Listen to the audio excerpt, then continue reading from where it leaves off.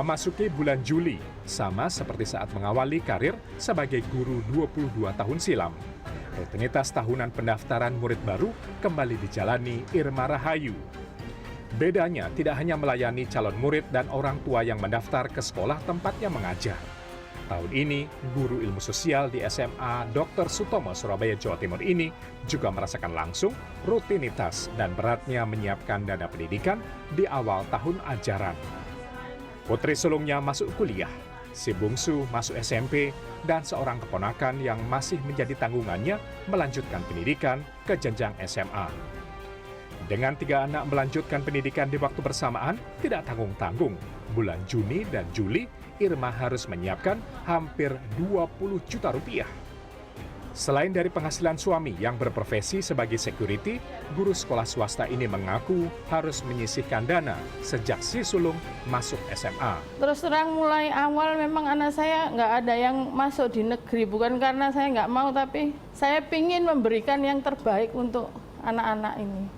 Jadi nabung kan sudah dari jauh-jauh hari. Karena kalau dalam waktu dekat nggak mungkin lah kita punya uang sebegitu banyaknya.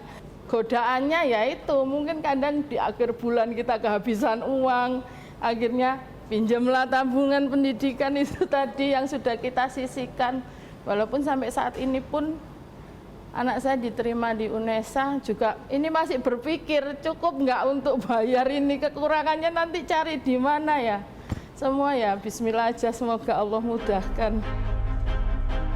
Kisah yang nyaris serupa datang dari Erika yang mengaku kelimpungan karena Graciela putrinya gagal masuk sekolah negeri.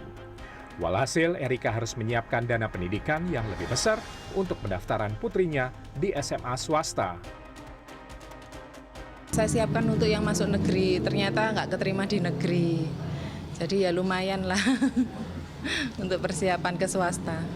Ya alhamdulillah masih sempat nabung terus sama ada rezeki lah. Iya. Iya, tetap kepikiran. Irma dan Erika adalah wajah kita. Orang tua yang di bulan Juni dan Juli harus mempersiapkan dana pendidikan di tengah ekonomi yang sedang tidak baik-baik saja. Uang pendaftaran masuk sekolah swasta dan UKT untuk perguruan tinggi adalah biaya yang harus dipikirkan, terlebih untuk keluarga yang memiliki 2 atau bahkan lebih anak yang harus dibiayai untuk melanjutkan ke pendidikan jenjang lebih tinggi dalam waktu yang bersamaan. Jika Irma dan Erika masih bisa ambil ancang-ancang dengan menabung sejak jauh-jauh hari, ada ribuan keluarga kelas menengah yang gelagapan menghadapi problematika ini. Maka, mencari dana talangan menjadi salah satu solusi untuk keluar dari masalah ini. Salah satunya ke Pegadaian.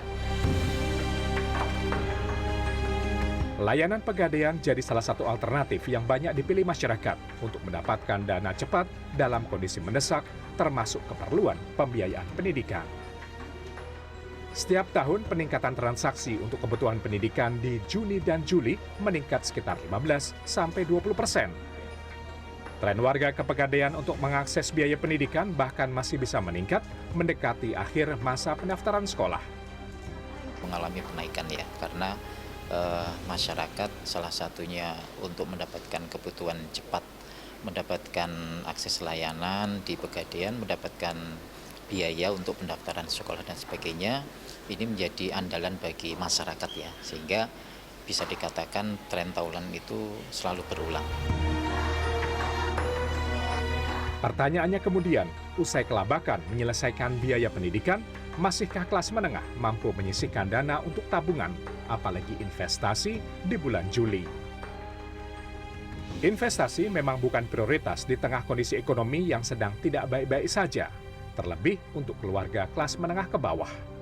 Kebutuhan pokok masih menjadi prioritas utama yang harus dipenuhi selain kebutuhan untuk pendidikan anak-anak. Prioritasnya untuk yang keluarga kelas menengah ke bawah di masa bulan Juni dan Juli ini kita fokus pada resiliensi keuangan keluarga, keberlangsungan dan ketahanan keuangan keluarga, bukan fokus di investasinya. Yang menjadi prioritas adalah bagaimana setiap keluarga menyiapkan dana darurat, minimal 6 kali besaran kebutuhan bulanan. Sesuai namanya, dana darurat ini tidak boleh digunakan di luar hal yang bersifat darurat atau emergensi seperti PHK kepala keluarga atau musibah.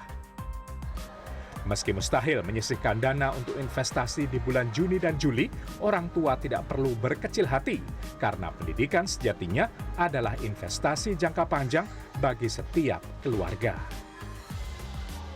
Alan Maulana, Andreas Wicaksono, Surabaya, Jawa Timur.